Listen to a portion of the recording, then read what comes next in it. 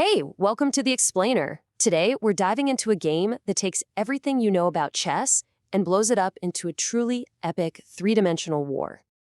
Okay, so just to give you an idea of the sheer scale we're talking about here, check this out. On the left, you've got the game we all know and love. One board, 64 squares. Classic. But on the right, well, that's Dragon Chess. It's played across 3 separate 8x8 boards, all at the same time. Yeah, that's 192 squares of pure mind-bending strategy. So how in the world do you even begin to wrap your head around a game this massive? Well, here's how we're gonna do it. We'll start with the battlefield itself. Then we'll meet the masters of the sky, uncover the secrets of the underworld, get to know the heroes who jump between dimensions, and finally, see how it all comes together into a brand new art of war. All right, first up, the battlefield. Let's just say the familiar flat board is a thing of the past. We're entering a universe of strategic depth. So the whole game is split across these 3 vertical layers. Down at the bottom, you've got the underworld. Think shadows, magic, and some seriously unique powers. The middle board, that's the ground. It's basically our familiar chessboard. And then way up top, you have the sky, which is the domain of some incredibly powerful flying creatures. The crazy part is, each board has its own pieces and its own rules, so you're basically fighting 3 interconnected battles at once. Okay, let's head up to the skyboard and meet the game's most iconic piece, the dragon. And trust me, it more than lives up to the name. This thing is an absolute powerhouse. On its own turf, the skyboard, it moves like a rook, a king, and a knight all rolled into one. It's a true apex predator. But its real game-breaking power isn't about how it moves, it's about how it attacks. Okay, get this. The dragon's secret weapon is called the remote attack. It can strike pieces on the ground and underworld boards below it without ever leaving the sky. Think about that for a second. It's basically an orbital strike in the middle of a chess game. And if you thought that was cool, it gets even crazier. Under the right conditions, this ability goes into overdrive, becoming a remote berserk attack. And that number you're looking at? 18. That is how many squares it can target across the 2 lower boards at the exact same time. One move by your opponent can trigger this insane area of effect attack, completely changing the face of the game in an instant.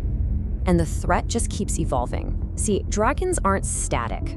Mid-game, they can promote into a dragon king, which moves like a queen and a knight combined, and hits even harder from above. Or they can become a dragon emperor.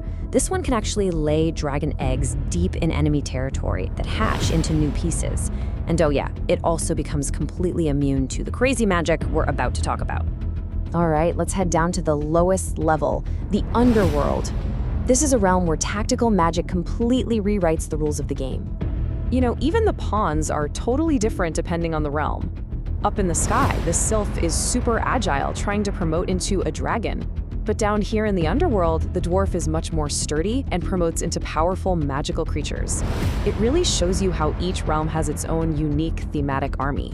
But the real master of the underworld, that's the element. Now, at first glance, it moves just like a queen, you know, the most powerful piece in regular chess. But its true power is way more subtle, and it can literally warp the rules of reality on the battlefield. So its first reality-bending power is called sealing. From just the right spot in the underworld, the element projects this invisible aura that just shuts down the special abilities of enemy pieces. So that terrifying dragon up in the sky, ready to rain down fire, if you've got an element in the right place, its power is just gone, poof. And it's not just about offense. The element also has this invincibility power. As it moves around, it creates these safe zones on the boards, above it, projecting an aura that makes your own pieces in those spots completely immune to most attacks. It's like a mobile fortress that just reshapes the entire battlefield. Okay, so we've seen the specialists of the sky and the underworld. Now it's time to meet the Sheroes. These are incredibly powerful pieces that aren't stuck on one board. They can move between all 3 dimensions. So how do you even move in 3 dimensions, right? This is where the game gets really wild. And the perfect example is the Paladin, a true master of vertical movement. See, the Paladin doesn't just walk. It leaps between the boards using this crazy 3D Knights move. It can jump up or down 1 level to 12 different squares, or jump 2 full levels to 8 different spots. And here's the kicker.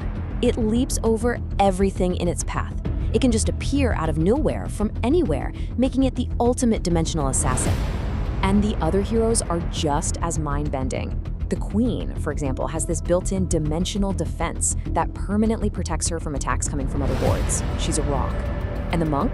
The Monk is basically a ghost. It can literally phase through other pieces, friend or foe, to get to its target.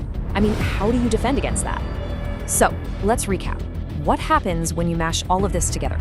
3 boards, attacks from the sky, reality warping magic from below, and heroes that jump between dimensions? Well, you get a completely new kind of war. Yeah, the whole concept of strategy is just turned on its head. You're not just thinking a few moves ahead anymore, you're thinking a few dimensions ahead. A position that looks like a fortress on the ground could be a total death trap for a dragon in the sky. Your most powerful piece can get completely shut down by an element hiding 2 boards below. Winning means mastering vertical space, not just controlling the board in front of you. So here's the bottom line. Dragon chess takes the core logic of chess that we all know, position, threat, control, and just elevates it into this huge, epic simulation of 3-dimensional warfare. It's fantasy, it's magic, and it has a kind of tactical depth that's just unprecedented. It's a game of just staggering complexity and creativity, where a checkmate can be set up across 3 different dimensions at once, which really leaves you with one question, right? With infinite strategies and multi-dimensional threats, how would you even begin to master a game like this? Thanks for joining us for this explainer.